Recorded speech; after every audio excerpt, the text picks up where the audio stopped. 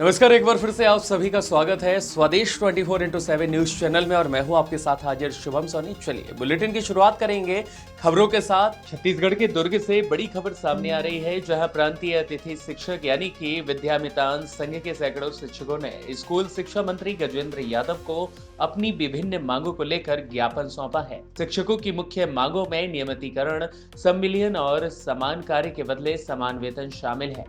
दुर्ग में प्रांतीय अतिथि शिक्षक विद्यामितान संघ के बैनर तले सैकड़ों की संख्या में शिक्षक एकत्रित हुए और स्कूल शिक्षा मंत्री गजेंद्र यादव को ज्ञापन सौंपा गया। इस दौरान शिक्षकों ने मांग की कि उन्हें स्कूल शिक्षा विभाग से जल्द नियमित किया जाए और संविलियन की प्रक्रिया को पूरा किया जाए। इसके साथ ही शिक्षकों ने ग्रीष्मकालीन अवकाश के दौरान भी मानदेय दिए जाने की मांग उठाई है। शिक्षकों का कहना है कि वे लंबे समय से सेवाएं दे रहे हैं, लेकिन उन्हें स्थायी कर्मचारियों जैसी सुविधाएं नहीं मिल रही हैं और इसी के चलते समान कार्य समान वेतन लागू करने की भी मांग प्रमुख रूप से उठाई गई है। संवाददाता दीपमाला सिन्हा की खास रिपोर्ट। क्या मांगे आप? छत्तीसगढ़ विद्यामितान अतिथि शिक्षक संघ से हैं सर। हम विगत 10 वर्षों से बच्चों को सेवा दे रहे हैं सर, और हमारा जीवन का पूरा समय हम बच्चों को सेवा में दे चुके हैं।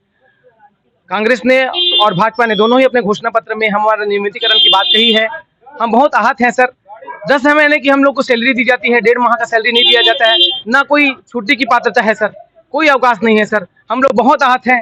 हम अपना जीवन कैसे बिताएं और कैसे जिंदगी चलेगी हमारी? 1.5 महीने का वेतन नहीं दिया जाता, हमारी अब परिवार पर वित्तीय संकट आ जाता है सर। हम अपने परिवार को कैसे पालेंगे? हमारी सरकार से यही निवेदन है सर कि जैसे आपने मोदी की गारंटी में अपने घोषणा पत्र में नियमितीकरण की बात कही है, उस पर अटल रहते हुए मोदी की गारंटी को अटल करते हुए हमारा नियमितीकरण कर दीजिए सर। हमें और कुछ नहीं चाहिए। यहाँ से क्या जानकारी मिला आपको?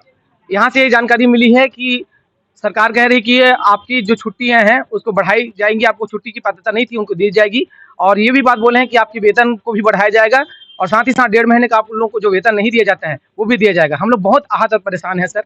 हम बच्चों का जीवन तो बना रहे हैं, मगर हमारा खुद का जीवन भी अधर में लटका हुआ है सर। मेरा नाम वीरेंद्र कुमार यदू है, अतिथि शिक्षक संघ विद्यामितान से। हो गया। आज का कार्यक्रम सफल रहा है।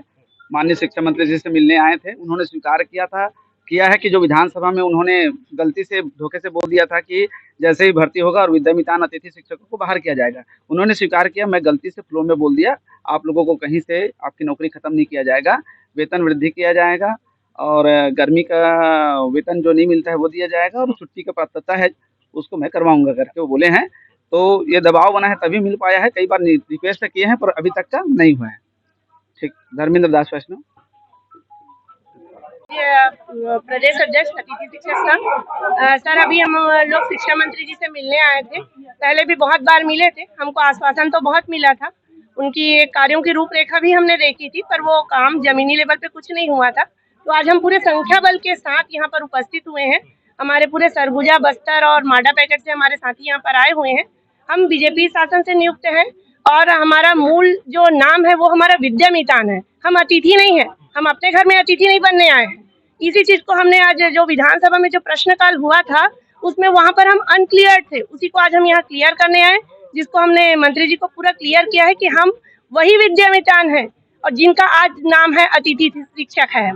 तो हमने उनको बताया कि सर, हमको किसी प्रकार की सीएल की पात्रता नहीं है, यदि हम मर भी जाते हैं तो हमारे घर वालों को कोई भी चीज नहीं मिलता है, ना किसी प्रकार की छुट्टी की पात्रता है। तो उन्होंने सिर्फ हमें यही कहा है कि आपको मैंने फाइल नोटशीट बढ़ा दी है आपकी छुट्टी के लिए और आपके वेतन के लिए भी हम धीरे धीरे करेंगे, लेकिन एकाएक नहीं होगा, कैबिनेट से होगा, इस टाइप का उन्होंने आश्वस्त किया है।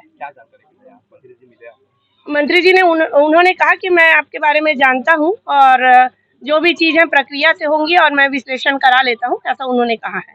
तो हम पुनः फिर मंत्री जी से मिलेंगे और आगे जो भी संघ की बात होगी वो हम आपको अवगत करा देंगे। सर, संतुष्ट तब तक नहीं हो पाएंगे जब तक हमारे पास आदेश नहीं आएगा। ऐसे मौखिक तो हमको बहुत सारे मिल गए हैं, हमने अपनी आंखों से देखा।